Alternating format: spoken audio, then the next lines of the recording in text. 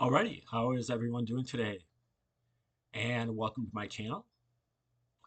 This is an educational channel, and we check out some great theories of everything, uh, all-encompassing theories, grand unified theories, magnum opuses, tour de forces, and earth-shattering discoveries, mainly emanating from obscure sources,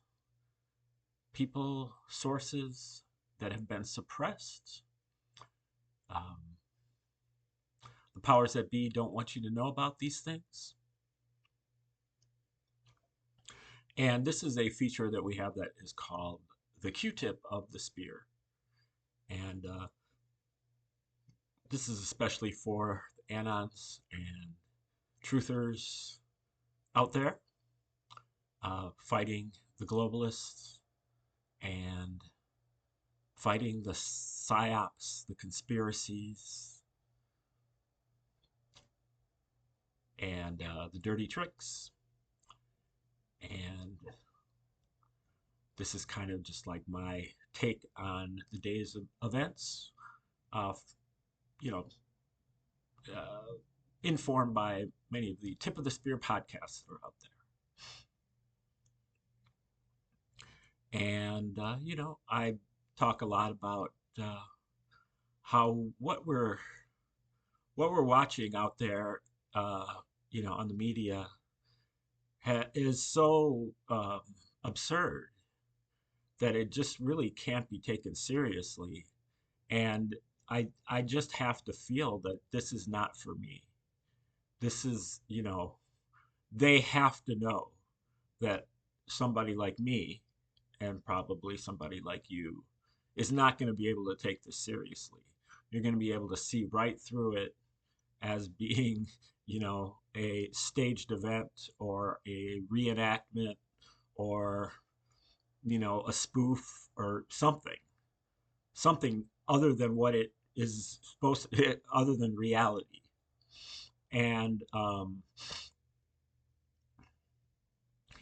there is a large population out there who is not in that position and that has such strong cognitive dissonance, such strong TDS that they can watch these events and not bat an eye as wow, you know that was so weird or that was so ridiculous, but they'll watch it and it won't register because it can't register. Like there's something in them that it won't register. Now, I guess that's maybe I'm wrong where I say it can't register.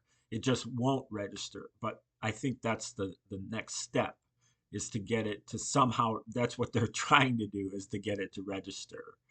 They're trying to unlock that that door of how do we get this stuff to register because it's been going on for our whole lives, but it's never been this obvious before. It's never even been close to this obvious before. Um, there have been some obvious moments, but not just like every single day, like down your throat. And so, um, but there's plenty. And so, although, I do pay attention, but I try not to be invested at all with whatever happens, and I'll take it with a grain of salt. Um, and just consider that this is not really for me. What is for me right now is to get ready for the future uh, after we win this war. The war has been won, in my opinion, and there's a bunch of moves that need to play out. It's kind of like a chess game where you've got about six pieces and the opponent has just their king and maybe a pawn or something. And so it's just kind of a matter of sheep herding a little bit before the game's over. But, there's still some moves to be made. And But maybe if I'm on the board, I'm a bishop or something, I'm just kind of hanging out in the corner. You guys can use me if you need me, but you probably won't. Um, Meanwhile, I'm strategizing for the next game. And the next game is, you know, if we win, that means that we are in control. And how do we proceed from there? It's easy to win. I mean, it's easy to be the challenger. And, you know, you can always point to the deep state or the power, the powers that bees, all of the things that they do poorly, and all of the abuses and all of the uh, criticism that you could have.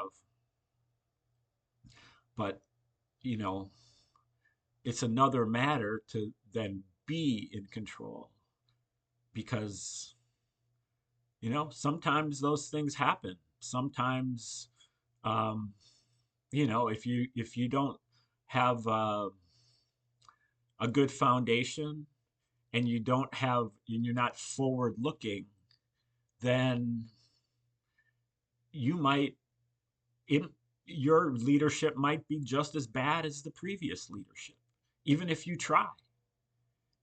So you really have to recognize that a transition to power carries a great deal of responsibility, and one of the main responsibilities is to be on your P's and Q's. You have to um, recognize the psychological operations that are out there. You have to recognize the things that are in your blind spots, the things that are in your um, shadows that you're not aware of. You have to uncover those things, because for another person, that might be crucial. And I feel like that is the weakness that is going to come up in this movement, is our naivete as far as all these psychological operations are concerned. That, yeah, well, we've dug up a lot of stuff about everything that we grew up experiencing, all of it, all the false flags, all the psyops, you know, um, the fake stories and fake news, and, you know, fake Jews. And it's all, um, caused us to red pill, where it's like, wow, things I grew up believing, I just can't believe in them anymore. I don't even know what's true. Well, we've got to we've got to extend that belief, extend that understanding into every aspect of our being, which goes way back. It goes back further than just the 20th century. It goes back to the ancient times. It goes back to Adam and Eve and before. There's been psyops being run on this planet since, you know, before we were even here. And so, uh, our belief systems need to be deconstructed. And as I have said so many times, I believe that the platform moving forward is not Christianity, it is deism. Deism is the belief in one God who is good, who has endowed humans with higher intellectual and spiritual faculties that enable them to behold God's creation through nature, through the laws of physics, math, and geometry, through beauty, and we are able to understand the Creator directly in that manner, not indirectly through popes or priests or bishops or rabbis, and not indirectly through books, through Bibles and Qurans, but directly and subjectively. And we don't need the dogma anymore. We got to move forward. Um, and that's especially true given that Christianity is a psychological operation. It never happened. The Romans did it. Read Josephus, War of the Jews. Start in book 3 when Titus comes on the scene. General Titus, his military campaign in Judea was the model for Jesus's ministry in Judea in the book of Luke. They're the same. And there are myriad other correspondences between the works of Josephus and the New Testament. The New Testament was written by Josephus. Whoever Josephus was, I believe he was a pen name for kind of like a think tank. But regardless, if you get yourself a copy of War of the Jews by Josephus and compare it with your Gospels, particularly the book of Luke, you'll have to conclude that it was a psychological operation by the Romans against the Jews. Knowing that Josephus was a member of the Roman royal family by adoption. So the Roman royal family, they're the ones who are doing this psychological operation. They are called the Flavian dynasty. Flavian means golden. So consider that as we move into the golden age. Like, share, subscribe, comment, contribute, and see you next time. Thanks for tuning in today to the Q-tip of the spear. Have a great day.